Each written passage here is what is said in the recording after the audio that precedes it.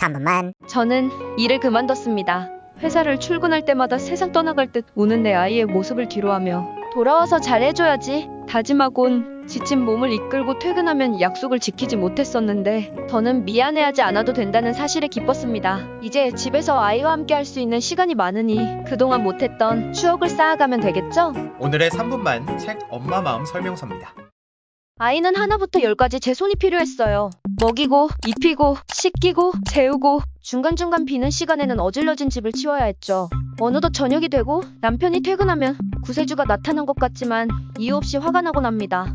남편은 퇴근 후에도 저를 잘 도와주는데도요.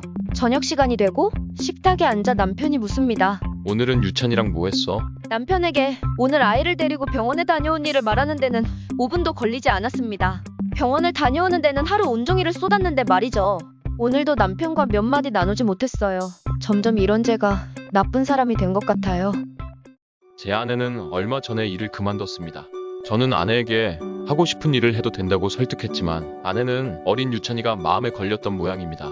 하루 종일 힘들었을 아내를 위해서 집에 오자마자 씻지도 않고 유찬이에게 갔어요. 하지만 유찬이는 계속 엄마만 찾더라고요. 머쓱해서 오늘은 뭘 했는지 물으니 아내는 온통 유찬이 얘기뿐입니다. 하루는 아내를 위해 휴가를 내고 혼자서 유찬이를 본 적이 있었는데 친구를 만나러 가서도 유찬이는 잘 있냐며 계속 전화를 하더군요. 우리 애도 제 아내도 저를 원하지 않는 것 같아요. 유찬이는 분명 저희 가족의 보물인데 저만 점점 소외되는 느낌이에요. 이런 생각이나 하고 있다니 저는 정말 나쁜 아빠네요.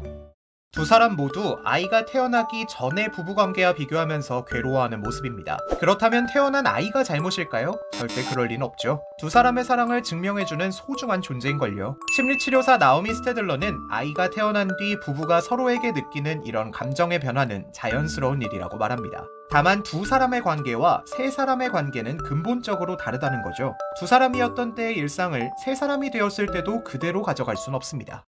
먼저 잘하고 있는 점은 어느 한 사람만 육아를 전담하지 않는다는 거예요. 육아에 참여하는 과정이 있어야만 상대방의 고충을 이해할 수 있거든요. 하지만 앞선 상황에서 아내는 남편의 육아 역시 믿고 지지해 주어야 합니다. 남편이 돌보는 아이가 불안해 끊임없이 확인하는 건 좋지 않습니다.